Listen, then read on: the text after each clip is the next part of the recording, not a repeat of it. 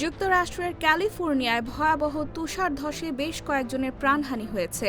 অঙ্গরাজ্যটির lake তাহো অঞ্চলের দুর্গম এলাকায় তল্লাশি চালিয়ে নিখোঁজ ৯ জন স্কিয়ারের মধ্যে ৮ জনের মরদেহের সন্ধান পাওয়ার কথা জানিয়েছে উদ্ধারকারী দল। গত মঙ্গলবার তুষারধসের একটি ঘটনায় তাঁরা নিখোঁজ হয়েছিলেন। নেভাদা কাউন্টির শেরিফ শ্যানন মুন বুধবার এক সংবাদ সম্মেলনে জানান, এখনও নিখোঁজ থাকা শেষ স্কিয়ারের সন্ধানে অভিযান চলছে, তবে তিনিও মৃত বলে ধারণা করা হচ্ছে। কর্মকর্তারা জানিয়েছেন, নিহত ব্যক্তিদের একজন ছিলেন উদ্ধারকারী দলেরই এক সদস্যের দাম্পত্য সঙ্গী। ফলে উদ্ধার কাজ চালিয়ে যাওয়াটা মানসিকভাবে চ্যালেঞ্জ হয়ে দাঁড়িয়েছে। মঙ্গলবার স্থানীয় সময় বেলা 11:30টার দিকে ক্যাসল পিক এলাকায় ফুটবল মাঠের সমান আকারের ওই তুষারধস হয়। এতে 15 জন স্কিয়ারের নিখোঁজ হওয়ার খবর পাওয়া যায়। তাঁদের মধ্যে 6 জনকে জীবিত উদ্ধার করা হয়েছে।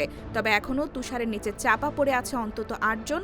পরিস্থিতি খুবই ভয়াবহ হওয়ায় এখনই তাঁদের মরদেহ উদ্ধার করা সম্ভব হচ্ছে না।